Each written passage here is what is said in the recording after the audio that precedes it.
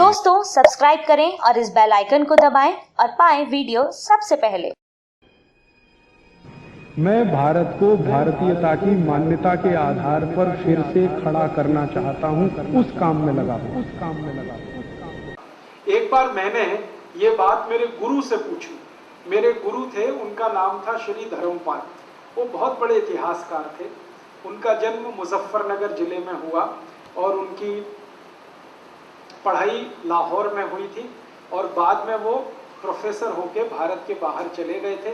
London में Thames university में करीब 40 साल उन्होंने पढ़ाया और कई देशों में वो विजिटिंग प्रोफेसर थे। अंत में जब रिटायर वगैरह हो गए तो भारत वापस आ गए। मेरे वो गुरु थे।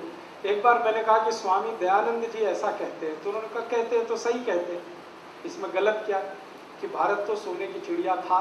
तो मैंने कहा सुना तो मैंने भी है बचपन से सोने की चिड़िया था, लेकिन इसका सबूत क्या, प्रमाण क्या है इसका। तो कहने लगे तुम्हारे जैसे आदमी की यही गड़बड़ी है। मैंने कहा मेरे जैसे से मतलब? तो उन्होंने कहा जो आधुनिक शिक्षा लेकर निकले हुए लोग हैं ना, इनके जीवन में एक ही गड़बड़ी है कि वो अविश्वास पहले करते हैं, विश्वास बाद में करते हैं।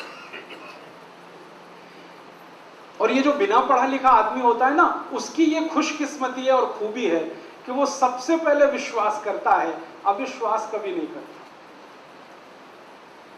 इसका मतलब इस पढ़ाई लिखाई ने हमको खराब कर दिया, अविश्वासी बनाया। हम जल्दी भरोसे ही नहीं करते किसी चीज पे। मुझे भी नहीं होता क्योंकि मैं भी इसी आधुनिक शिक्षा में से पढ़कर निकला हुआ। तो मैंने मेरे गुरु से कहा कि मुझे तो होता नहीं विश्वास। अब आप कहते हैं स्वामी दयानंद ने कहा है तो मुझे तो प्रमाण दिखाओ। तो उन्होंने कहा अच्छा तुमको प्रमाण चाहिए तो लंदन जाओ। मैं पूछा क्यों, लंदन क्यों? तो उन्होंने कहा सब प्रमाण वहीं पे हैं, भारत के सारे प्रमाण वहां हैं। तो फिर तब से मेरे दिमाग में ये बात बैठ गई और फिर मुझे लंदन जाने का जब चांस मिला, मौका मिला, तो मैंने वहाँ वो प्रमाण देखे। लंदन में एक बहुत बड़ी लाइब्रेरी है, house of Commons library. House of Commons माने अंग्रेजों की लोकसभा। तो अंग्रेजों की लोकसभा की सबसे बड़ी लाइब्रेरी है। वहाँ भारत के बारे में लाखों दस्तावेज हैं, लाखों की संख्या। और लंदन शहर में और एक दूसरी लाइब्रेरी है, उसको ब्रिटिश म्यूजियम लाइब्रेरी कहते हैं। वहां पे भी भारत के बारे में लाखों दस्तावेज। उनमें से कुछ 50,000 दस्तावेज मेरे पास भी हैं जो वहीं के हैं। हाउस ऑफ कॉमन्स लाइब्रेरी के हैं, ब्रिटिश म्यूजियम लाइब्रेरी के हैं, थोड़ा सॉर्बोन की एक बड़ी लाइब्रेरी है फ्रांस में, वहाँ के हैं। ऐसे अलग अलग जगह के कुछ दस्तावेज हैं। संख्या लगभग 50,000 है, लेकिन लाखों में दस्तावेज वहाँ हैं जो ये बताते हैं कि भारत कैसा देश था अंग्रेजों के आने के पहले। अंग्रेजों के आने के पहले ये देश कैसा था, एक दस्तावेज का जिक्र करता हूँ। सन 1813 में ब्रिटिश पार्लियामेंट के हाउस ऑफ कॉमन्स में एक बहस हो रही थी। तारीख बताता हूँ आपको, 23 जून 1813 ब्रिटिश पार्लियामेंट के हाउस ऑफ कॉमन्स में बहस हो रही थी। अंग्रेजों का एक सांसद बोल रहा था, उसका नाम था विलियम विल्बरफोर्स। 3.5 घंटे वो भाषण दिया। उस भाषण में वो भारत के बारे में जिक्र किया। उसने भाषण की शुरुआत की थी हाउ टू क्रिश्चियनाइज इंडिया। भाषण की शुरुआत हुई थी भारत को ईसाई कैसे बनाया जाए, यहां से शुरू किया। उसका पूरा भाषण मेरे पास है। उसमें वो कहता है कि भारत को ईसाई बनाना।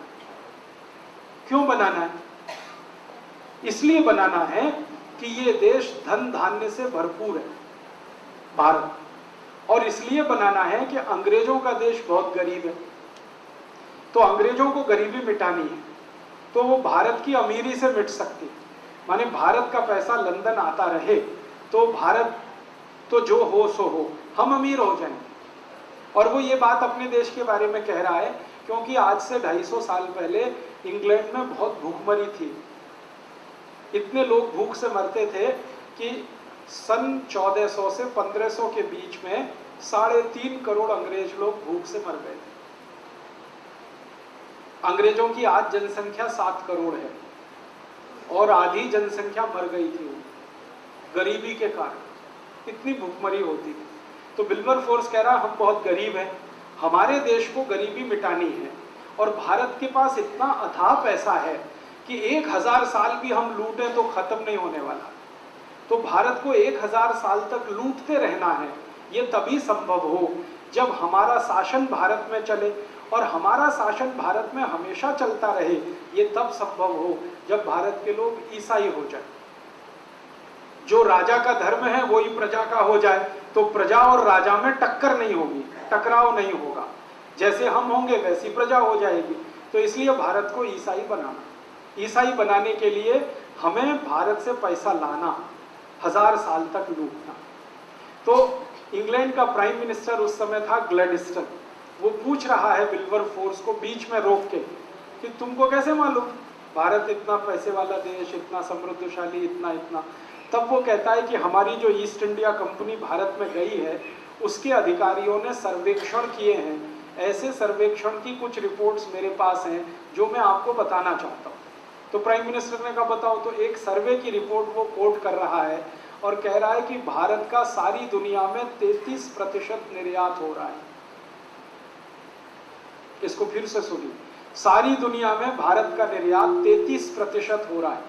माने वर्ल्ड का टोटल मार्केट में 33% कंट्रीब्यूशन भारत का है।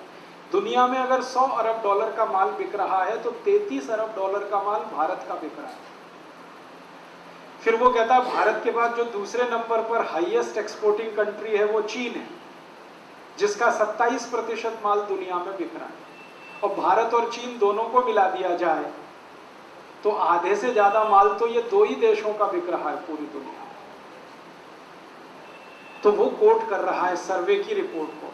अब ये जो 33% एक्सपोर्ट हो रहा है, तो फिर वो पूछ रहा है प्राइम मिनिस्टर क्या क्या एक्सपोर्ट हो रहा है भारत से। तो वो बोल रहा है सबसे ज्यादा एक्सपोर्ट होता है भारत से वो है कपड़ा। टेक्सटाइल इंडस्ट्री हमारी सबसे अच्छी है। आपको मालूम है यहाँ मलमल बनता था, मलमल की थान होती थी। 12 गज लंबा मलमल का थान तय करते हुए एक दिया सलाई के डब्बे में रख सकते थे, इतनी बारीक बुनाई होती थी। तो वो विल्बरफोर्स कह रहा है हाईएस्ट एक्सपोर्ट है टेक्सटाइल का, और वो कह रहा है कि दुनिया को कपड़ा पहनना तो भारत ने सिखाया। उसके ये शब्द पे ध्यान दीजिए। तो ग्लैडस्टन हैरान हो गया। तो वो कहता है हाँ, दुनिया जब कपड़ा पहनना जानती नहीं थी तब भारतवासी मलमल बनाते थे, इतनी बारीक बुनाई का, और ये मशीन से नहीं बनता, हाथ से बनता है। तो ग्लैडस्टन कहता है आई कांट बिलीव इट। वो कहता है मुझे भरोसा नहीं होता। तो विल्बरफोर्स कहता है भरोसा तो मुझे भी नहीं होता, लेकिन ये रिपोर्ट सामने रखी है, इसका क्या करूं। और ये भारतवासियों की बनाई हुई नहीं है, हमारे अधिकारी जो भारत में गए हैं उनकी बनाई हुई रिपोर्ट। कपड़ा बिकता था बहुत बड़े पैमाने पर, यहां से 33 देशों में जाता था। फिर दूसरा एक्सपोर्ट होता था स्टील का, स्टील बनता था इस देश में। फिर तीसरा एक्सपोर्ट होता था ईंट, ब्रिक्स का, ये घर बनाने के जो काम आते। चौथा एक्सपोर्ट था हमारे देश में, आजकल हम सीमेंट बोलते हैं, पहले ज़माने में चूना हुआ करता था, चूना बहुत बड़ा एक्सपोर्ट था।